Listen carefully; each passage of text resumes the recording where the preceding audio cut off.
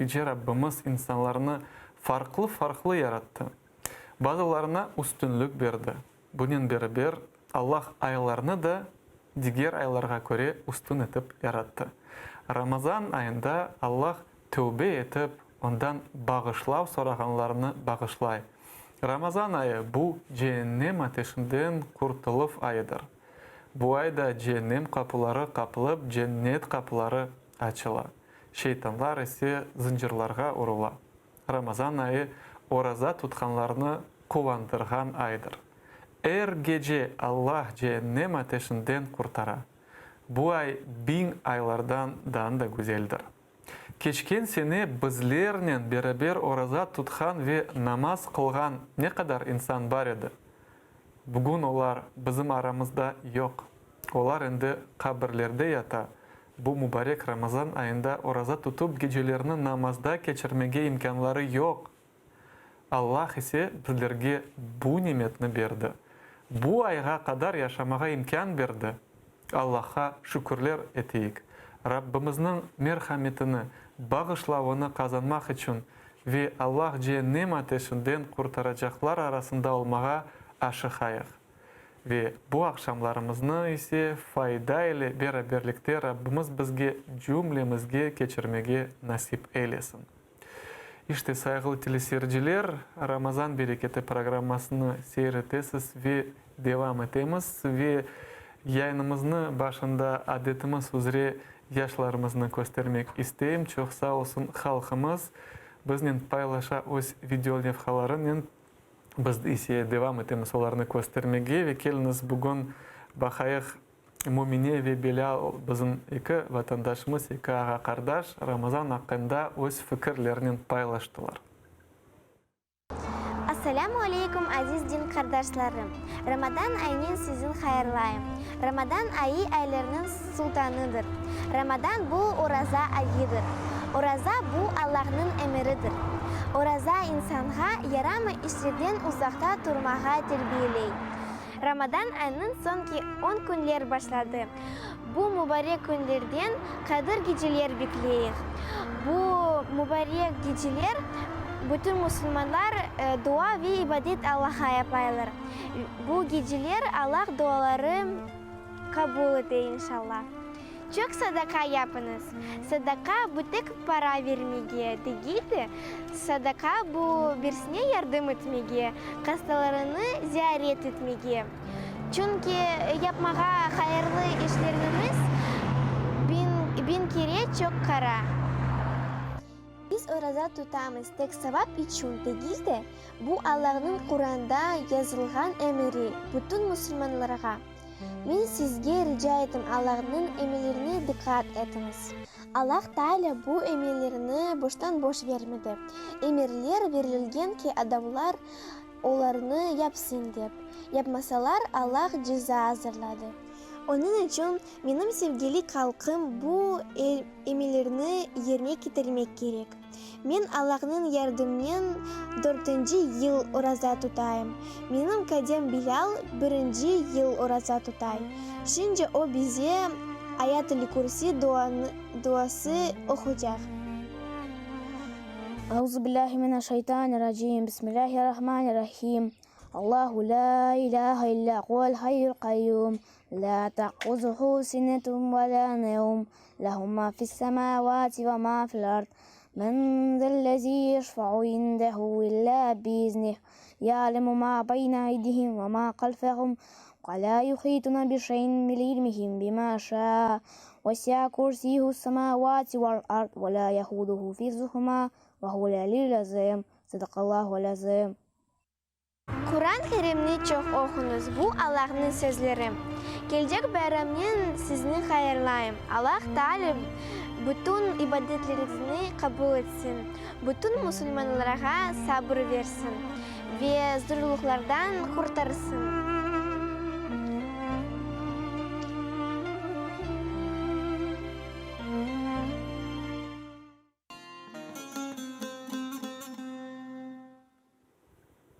İşte seyrettik balaçıklarımızı çok sağ olsun halkımız kol tuta beraberlikte böyle güzel şekilde bu Ramazan ayını geçiremiz. Ramazan bereketi programmasında hepimiz birleşemiz ve devam etemiz saygılı teleseyirciler.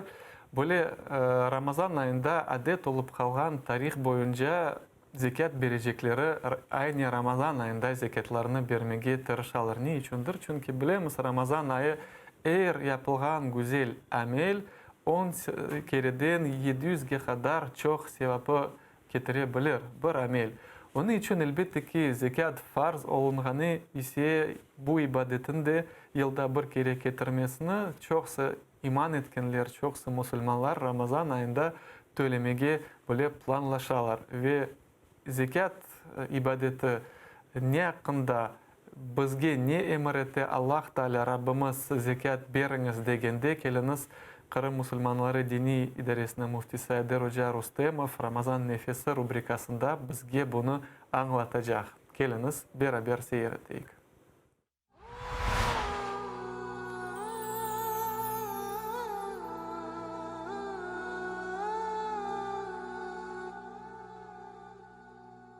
Selamun Aleyküm saygılı vatandaşlar, dindaşlar. Sizinle beraberlikte Kırım Müftisi Aydar İsa oğlu Rustemov. Rabbi şrah li sadri ve yessir li emri ve hlul uqdete min lisani yafqahu kavli. Saygılı müminler, Müslümanlar, geçken seferlerde, geçken nefeslerde kaydettik ki Ramazan ayı cömertlik ayıdır. Kaydettik ki nasıl Peygamberimiz Muhammed sallallahu aleyhi ve sellem en cömert, bu toprakta olan en cömert insan Ramazan ayında bizzat Cibril aleyhisselam onun yanına geldiğinde daha cömertli olanı eder. Ve kaydettik ki aslında bu cömertliğe insan özü muhtaçtır. İşte saygılı vatandaşlar, dindaşlar, dinimizde Ramazan, oraza rukundan evvel tam bir rukun vardır ve bu zekattır. Ve aslında bu üçüncü dinimizin esasıdır, rukunudur. Yani birinci kelime-i şehadet getirmek, üçüncü namazı kılmak, ikinci namazı kılmak, üçüncü ise zekat eda etmek, çıkartmak. Yani farz olan sadakalarını çıkartmak. Ve bu bakınız orazadan evvel aslında gelir. Ve bu mühim bir meseledir. Ve bilemiz ki Müslüman memleketlerde, Müslüman topluluklarda böyle adet, urf oldu ki bütün Müslümanlar bu zekat paralarını çünkü o hicri takvimine bağlı Ramazan ayına çıkartalar. Onun için ben bu meseleni bizzat işte bu nefeslerde, Ramazan nefeslerinde koterim. Ve hatta bile Ramazan ayının bereketini kazanmak ve hatta bile Kadir gecesinin bereketini kazanmak onu 26. Ramazan'da akşam vaktlarında yani 27. gece gelgende bilemiz ki tercih edilir bazı rivayetlerde Kadir gecesi 27. gecesinin olganını zekat mallarını çıkartalar. Zekat nedir? Zekat farzdır. Zekat rukundur. Hiçbirisi düşünmesin ki o zekatını çıkartsa o ona hayır olacak. Bilakis o şer olacak. Çünkü Allah subhanahu teala bu hususta Kur'an-ı Kerim'de böyle ayta. Hiç sizden kimge Allah subhanahu teala nimetlerini yani zenginliğini bağışladı. Hiç düşünmesin ki o ona eğer kızgansa o ona hayır olacak. Yok, o ona şer olacaktır.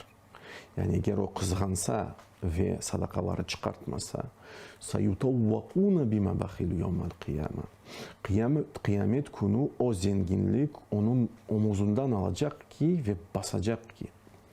Nefesini alacak. Böyle Allah subhanahu teala ayta. Başka bir hadiste Resulullah sallallahu aleyhi ve sellem böyle ayta ki bunu yani kıyamet günde ahvallarını, durumunu böyle vasıf etti. Allah subhanahu teala kıyamet günde, hesap günde öyle yapacak ki bu insanın yanında zehirli bir yılan gelecek ki ve onun başını saracak, boğacak onu ve aytacak. Ben senin zenginliğim, ben senin paran.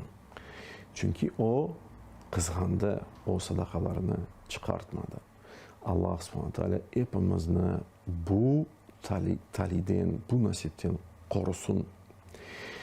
Ve biliniz ki eğer biz bir Kırım Tatar halkı, bir Müslüman toplum olarak zekatlarını çıkartmasak aslında Allah'ın subhanahu teala muhakkak yani azap kıyamet günü gelecek ama bu dünyada bile bu azaplar gelebilir. Bunu Peygamberimiz Muhammed sallallahu aleyhi ve sellem hadiste böyle vasıf etti ve ayta ki eğer insanlar zekatlarını çıkartmasalar anlamına onlar yağmursuz kalacaklar. Çünkü sema kapatılacak, yağmur hiç yağmayacak ve eğer hayvanlar olmasa belki de hiç yağmazdır yağmur. Böyle hadiste buyurular. Ve başka hadiste böyle ifadeler var. Eğer bir Müslümanlar, bir toplum zekat paralarını çıkartmasalar Allah subhanahu teala onlarını sınavdan geçirecek. Bu sınavlar açlık ve işte kendine susuzluk, yağmursuzluk. Allah subhanahu teala hepimizni bundan korusun. Ve onun için zekat meselesi mühimdir aytkanım gibi. Şimdi ise bilemiz ki zekatın incelikleri pek çoktur. Zekat çeşit türlü mallardan çeşit türlü olarak çıkartılır. Mallar bölünür. Birinci çeşit bu altın ve kumuş, bu ayrı mesele. İkinci çeşit bu hayvanlar ve anda da ayrılıklar var. İkinci çeşit. Üçüncü çeşit sebzeler, meyveler ve erzaklar. Pırnıç olsun, kara buğday olsun ve lahiri. Ben bu bütün inceliklerini şimdi kotermeyeyim. Tek işte bir inceliklerini kotereyim. Bu altınla ve kumuşla ilgili. Demek ki kimin parası var, ticareti var. Ticaret buna da bağlı kendine. Altınlara, kumuşlarga bağlı. Onun ticareti var ve bu ticaretke, bu mallarga bir hicri sene geçti. Onun için Ramazan ayına bağlanamız ve Müslüman memlekette öyle yaparlar. Daha kolay ola. Ve nisap geçti bu mallarga. Nisap bu belli bir olğan miktar parası. Bu senelik ulema şuramız bu miktarını kumuşke bağlanıp hadislerge göre bu 200 dirhem bunu miktar para olarak 8021 grivne olarak tayin etti. Eğer sizde bu miktar paralar var olsa fiiliyen yani kaldı böyle bir sene ve hiç azaltılmadı ya da ticaret olarak, mallar olarak raflarda varsa bir sene üzere siz bu miktar paradan %2,5 çıkartmalısınız. 2,5% çıkartmak gereksiniz. Bunu şimdilik tek anlamak sizden rica ettim. Ve bu mesele aslında sadaka fitrige de bağlı. Onun için bu mesele kotarmakta münasip gördüm. Allah subhanahu teala bizge hepimizge cömert olmağa, bol sadaka çıkarmağa, hayırsever işler yapmağa bu mübarek ayda nasip eylesin. Ve sallallahu ala nabiyyina Muhammed ve ala alihi ve sahbihi ecmaîn.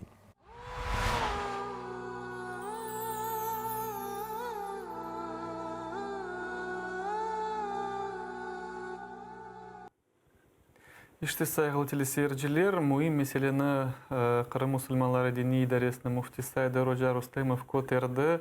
Zekat meselesi dinimizde pek mühim bir meseledir ve dinimizin esaslarına göre Peygamberimiz sallallahu aleyhi ve sellem buyurganına göre bu niyel İslamu ala hamsin, İslam dini 5 şeyde tüzülgen, böyle kurulgan dep aytganda onların arasında zekat da var ve mutlaka bu ibadetini bilmek ve hayatımızda yerine getirmekке başımızın, boynumuzun borcudur.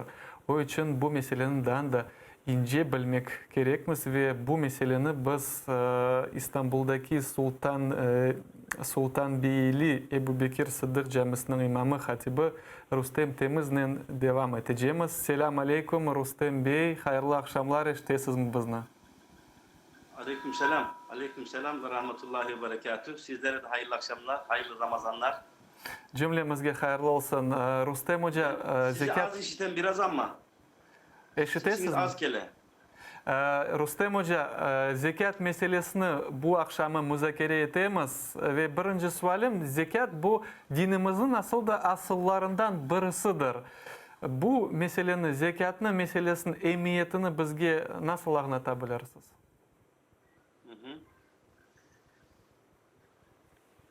Saygılı dinleyenler, hepinizi saygıyla, muhabbetle selamlıyoruz. Zekatın ehemmiyeti, zekat toplumdaki zengin, fakir arasındaki uçurumu kaldırmak için dinimizin emrettiği bir ibadettir zekat. Sevgili Peygamberimiz sallallahu aleyhi ve sellem Efendimiz Buniyel İslamu ala hamsin şehade.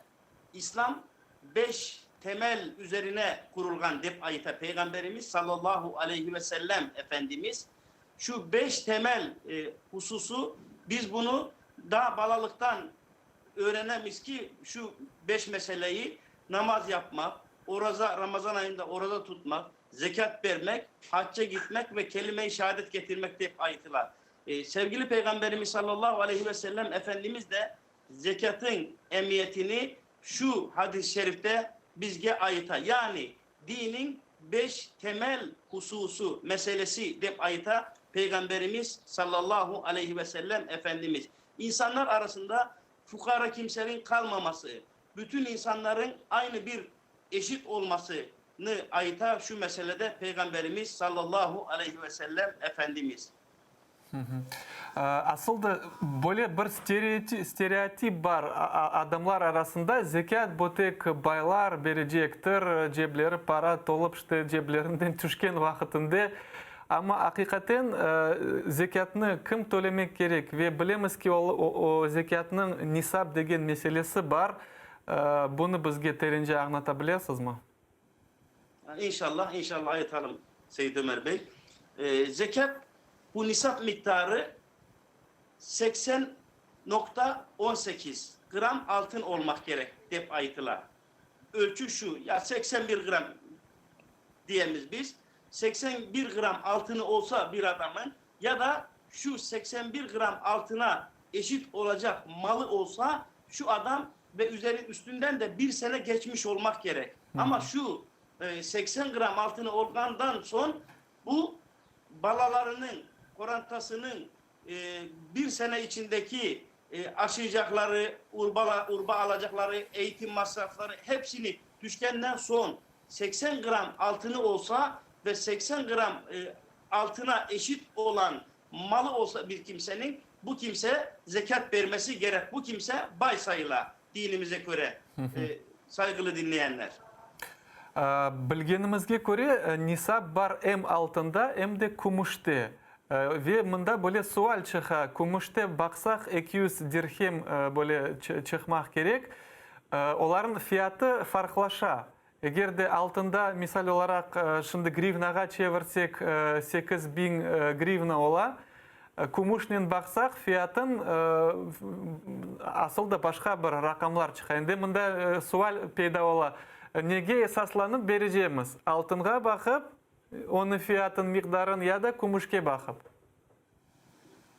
Altın değer kaybetmiyor. Şu anda gümüş günümüzde bir kıymeti, bir değeri yok gümüşün. Altın gibi değeri yok günümüzde. Onun için altına bakmak gerek. Altının değeri şu 81 gram altın ya da ona eşit malımız olsa ama gümüş olsa 200 ayıtkanız gibi 200 dirhem gümüş olsa onu her kimde var şu 200 dirhem gümüş günümüzde Allah'a şükür. Ama altın meselesi daha birinci planda olmak gerek. 81 gram altın olsa ya da şu miktara mala sahip olan kimse. Bu tabi işte koy, eçki, develerde başka, koyun ve keçi olsa bunlarda 40'ta bir, sığır olsa şu sığırda 30'da bir, devede 5'te bir olsa bu miktardan zekat vermek gerek fakirlere.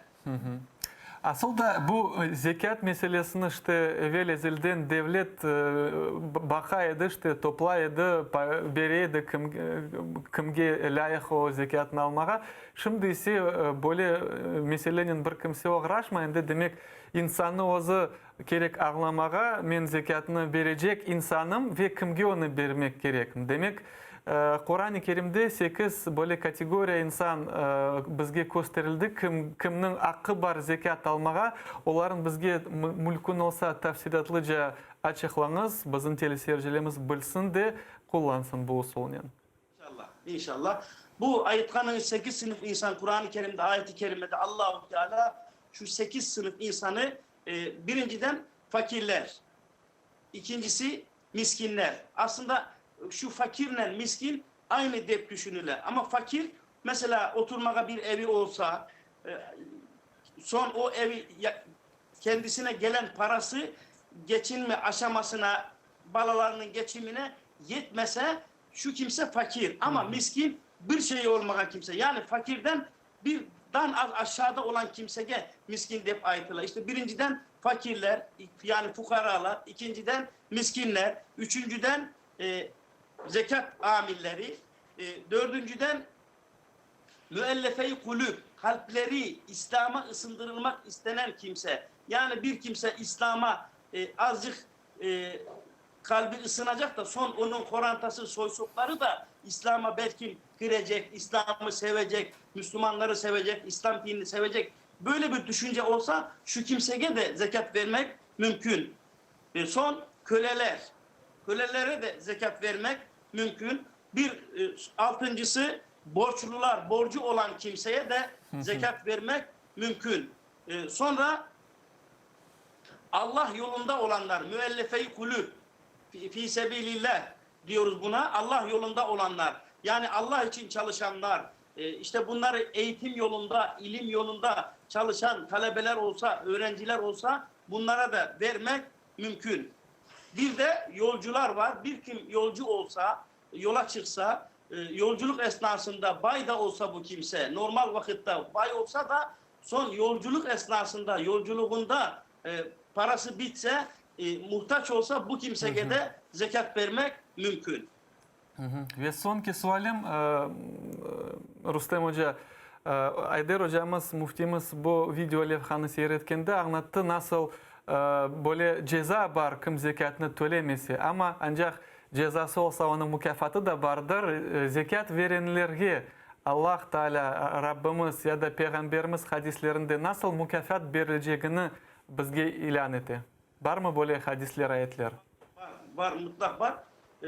Seyyid Ömer kardeşim, Kur'an-ı Kerim'de Mü'minun suresi degen bir sure var. Bilesiniz bu surenin ilk 10 ayetinde Allahu Teala kad eflahal mu'minun, muhakkak mutlak müminler kurtuluşa ere dep ayeti Allahu Teala. Şu kurtuluşa erenler dep ayıtılan şu ilk 10 ayetin içerisinde vellezinehum lizzekati failun. Onlar ki zekatlarını veren kimseler. Bunda Kur'an-ı Kerim'den eşitemiz ki biz Allahu Teala cennete girecek olan, kurtuluşa eren, felaha eren, refaha ulaşan kimselerin zekat veren kimseler olduğunu ayıtıyor. Allahu Teala Kur'an-ı Kerim'de Mü'minun suresinin birinci 10 ayetinin içerisinde bir tanesi de zekat veren kimseler olganını ayıta Yüce Rabbimiz, Kerim kitabımız Kur'an-ı Kerim'de Mü'minun suresinde.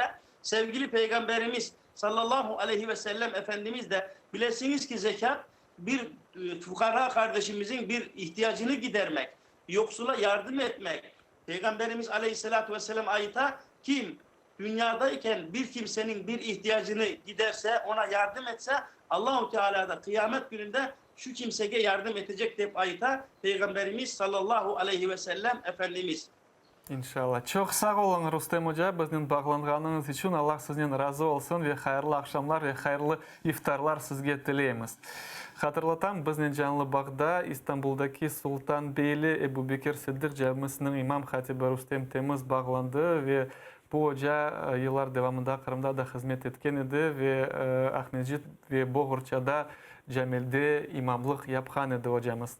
Biz ise yayınımızı devam etemiz ve birkaç günden Mayıs 18 günü halkımız için böyle bir kara gündür. Bu günü 1944 senesi halkımız vatanımızdan sürgün etildi. Zalim Sovet hükümeti bizni yok edecek oldu. Bizim ecdatlarımızı Orta Asya ve Ural'a yollagan edi.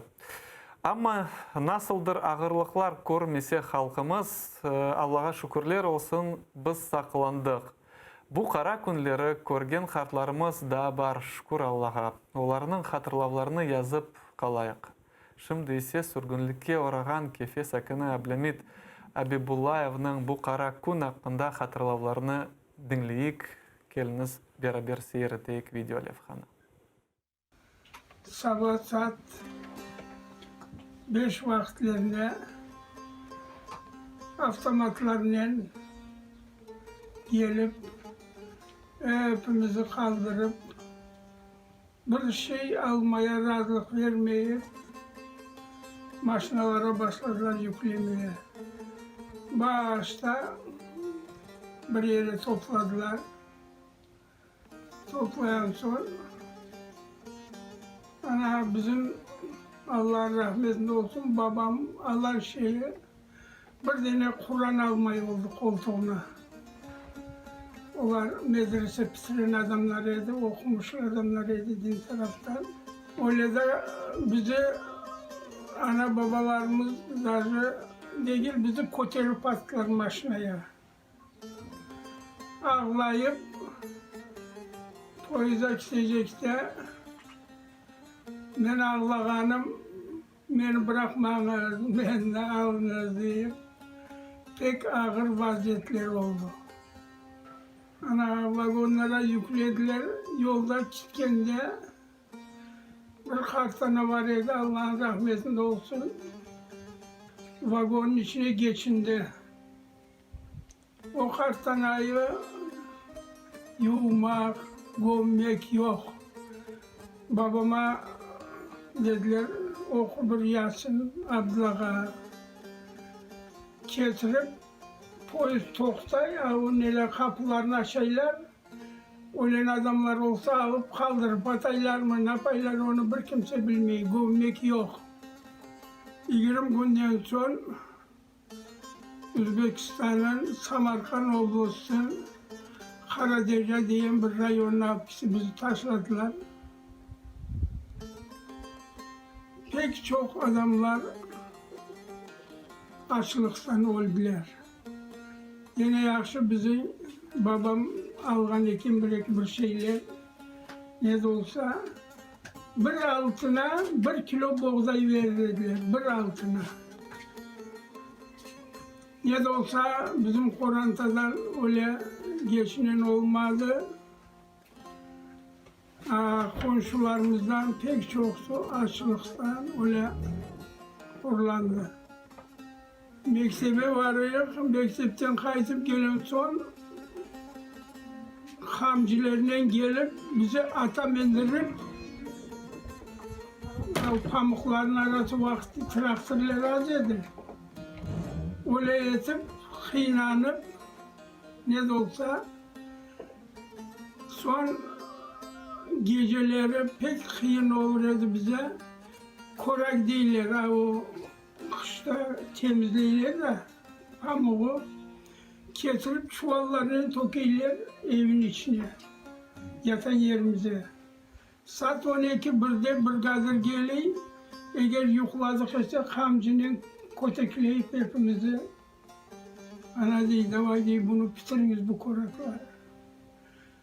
Öyle kıynandık ama Allah yardımıyla Moskvalarda ne kadar hareketler oldu. Bir şeyden korkmadı halkımız. Bir şeyden korkmadı. Bu şimdiki olan şeyler benim odumun fikrim bu vaktince bu. Çünkü doğruluk, hiç şey kırılmay. Onu biz doğru anlamak gerekiyor. İlle olmamaya çare yok, uygun olur. Yine kaytarayım. Şu Allah Teala Kur'an'da da bizi birliğe çağırıyor. Peygamberimize birliğe çağırıyor. Birbirimize her vakit yardımda bulunma gerekmiş.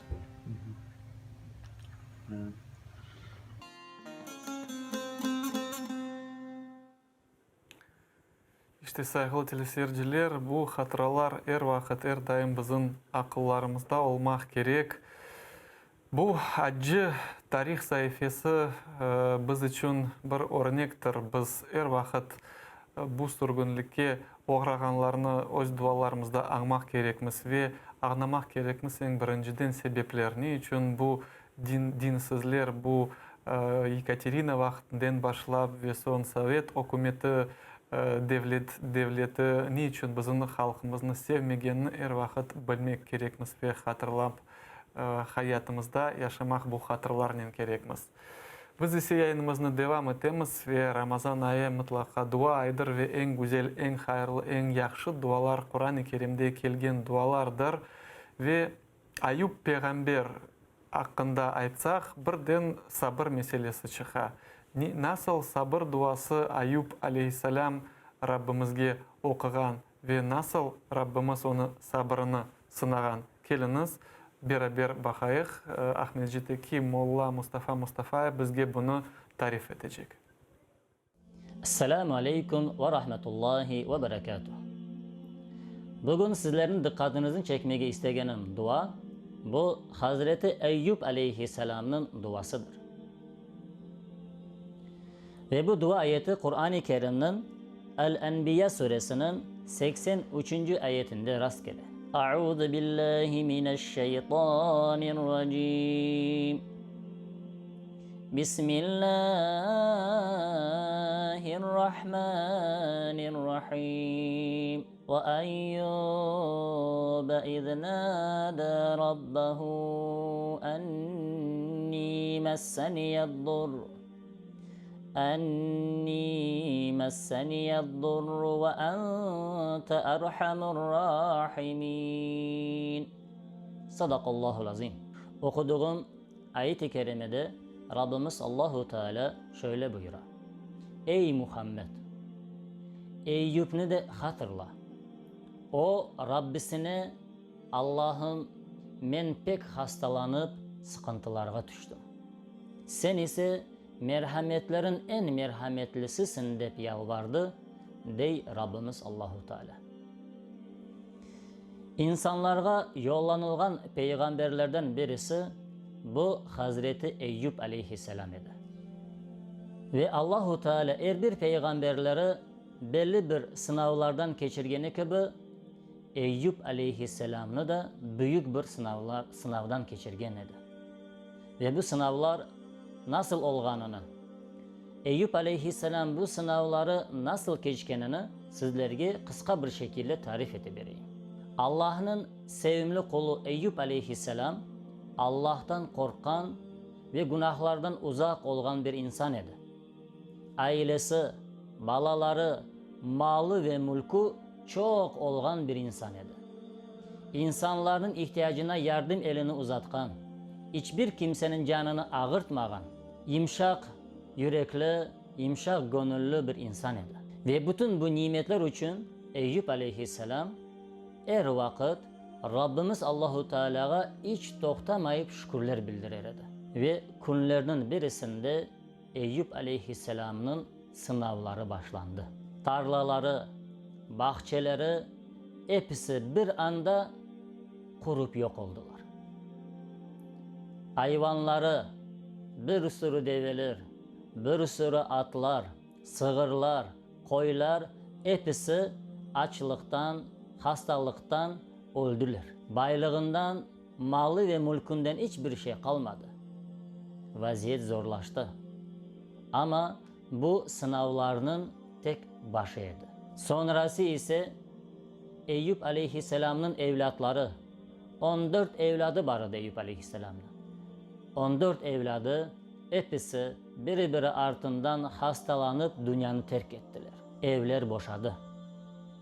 Ve bu halda lanetli şeytan Eyyub Aleyhisselam'ı yoldan urmak için ey Eyüp bak Allah ne yaptı? Evlatlarından hiçbirisi kalmadı. Malı mülkün hepsi yok oldu. Coyuldu. Sen alida Allah'a şükür etmeye devam edeceksin mi? Deyip vesvese eteydi. Eyüp aleyhisselam ise inne lillahi ve inne ileyhi raciun deyip cevabını verirdi. Yani bizler Allah'tanmız ve bizler gene Allah'a kaytacağımız deyip Eyüp aleyhisselam cevabını verirdi. Ama bu da sınavlarının da sonu değildi. Tarlaları yok olması, bahçeleri kuruması, evlatları biri ardından dünyanın terk etmesi, bunlar hepsi da sınavlarının sonu değildi. Birazdan son Eyüp aleyhisselam hastalıkka uğradı. Bedeni, vücudu xoturlanıp çürümeye başladı. Ve bu hastalık sebebinden etrafında olan insanlar hepsi ondan uzaklaştılar. Yanında hiçbir kimse kalmadı. Yalnız onun ömür arkadaşı her vakit Eyüp aleyhisselam'ın onun yanındaydı. Ve bu halde Eyüp aleyhisselam ey Allah'ım sen bana mal ve mülk verdin. Çok evlat verdin. Beni zengin yaptın. Ve benim yüreğim tam olarak onlara bağlıydı. Bugün ise hiçbir şeyim yok. Hiçbir şey kalmadı. Yüreğim boşadı. Yüreğimde yalnız sen varsın deyip Rabbimiz Allahu Teala'ya şükürler ve zikirler eterdi. Böylece Eyüp aleyhisselam'ın hastalığı tam olarak 18 yıl devam etti. Hastalıkka dayanmak çaresi kalmağını vakit Eyüp aleyhisselam ey Rabbim enni messeniyeddur men pek hastalanıp sıkıntılarga düştüm ve ente erhamur rahimin sen ise merhametlerin en merhametlisisin deyip Rabbimiz Allahu Teala'ya yalvardı. Rabbimiz Allahu Teala'ya özünün vaziyetini bildirip ama sen merhametlerin en merhametlisisin deyip Rabbimiz Allahu Teala'ya şükürler bildirirdi.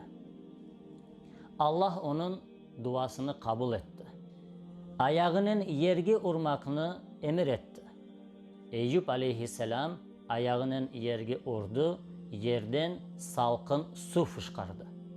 O salkın sudan içmekini ve yuvinmakını emir etti. Eyüp aleyhisselam içti, yuvundu ve hastalıklarından arındı. Böylece Rabbimiz Allahu Teala Eyüp aleyhisselam bu sınavları sabırla Rabbimiz Allahu Teala'ya şükür etmekle ve doğru yolda olmakla geçirgeni için bütün tarlaları, bahçeleri, evlatları, baylığı, zenginliğini, ailesini hepsini ona kaytarıp verdi. Ve Eyüp aleyhisselam tam olarak 254 yıl yaşadı. İşte saygılı ve hürmetli Müslümanlar, bizler de bir vakitleri bu toprakların sahibiydik. Gerçek bir manada sahibiydik. Bu topraklar üzerinde İslam dinine göre yaşayanlarımız sebebinden izzet ve şerefke, güç ve kuvvetke, birlik ve beraberlikke sahip idik. Ama belli bir sebeplerden Rabbimiz Allahu Teala onlarını hepsini bizim elimizden aldı. İzzetimiz, şerefimiz, kuvvetimiz ve birliğimiz coyuldu. Ve halkımız büyük bir sınavlara uğradı. Ama biz umut etemiz ki Rabbimiz Allahu Teala onların hepsini bizlerge mutlaka kaytarı verecektir. Yeter ki bizler hiçbir vakit Allah'ını unutmayık. Her daim Allah'ın aklımızda tutayık. Onun dinini yani İslam dinini sımsıkı sarılayık. Onun emirlerini yerine getirmeye harekette olayık. başımızga düşken sıkıntıları, musibetleri, kıyınçılıkları doğru yolda olmakla, sabırla geçirmeye harekette olayık ki inşallah o vakit Rabbimiz Allah joygan izzetimizni, şerefimizni, kuch ve kuvvetimizni, birlik ve beraberligimizni bizlere mutlaka qaytarib verecektir. Allah cümlemizden razı olsun. Allahu Teala her daim doğru yolda olgan, başımızga düşken sınavları sabırla, gerçek doğru yolda olgan kullarından bizlerine eylesin.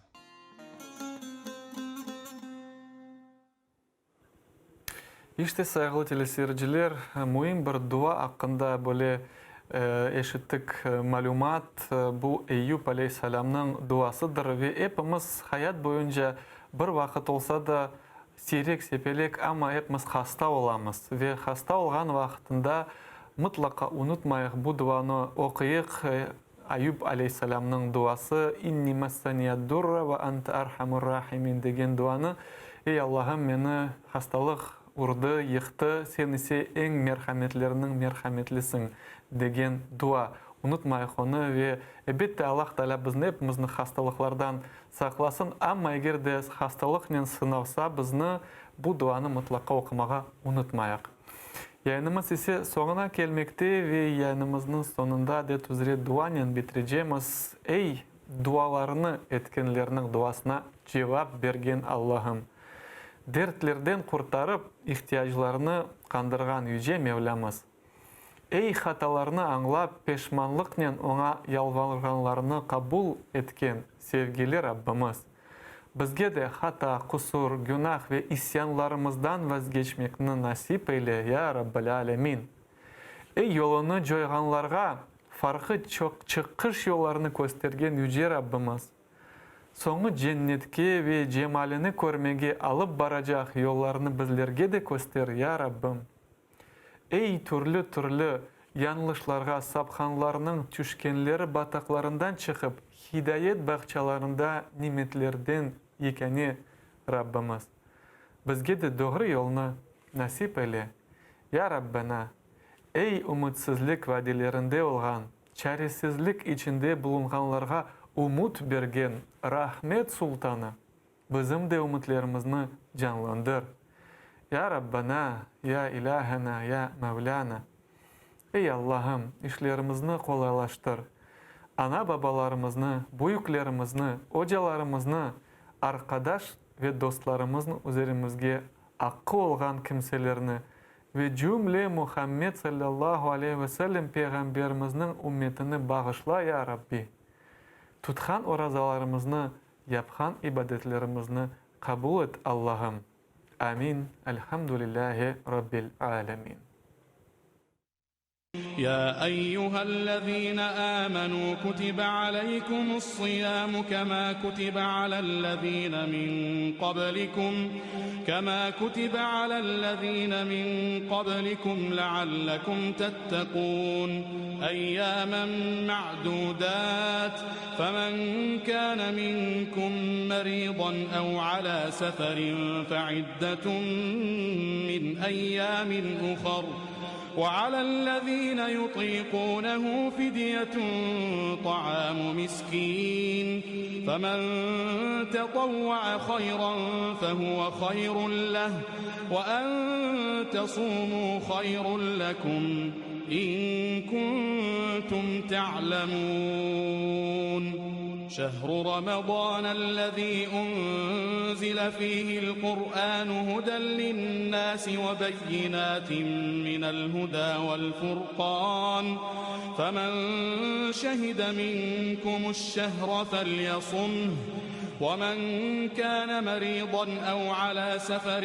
فعدة من أيام أخر يريد الله بكم اليسر ولا يريد بكم العسر ولتكملوا العدة ولتكبروا الله على ما هداكم ولعلكم تشكرون وإذا سألك عبادي عني فإني قريب أجيب دعوة الداع إذا دعان فإني قريب أجيب دعوة الداع إذا دعان فليستجيبوا لي وليؤمنوا بي لعلهم يرشدون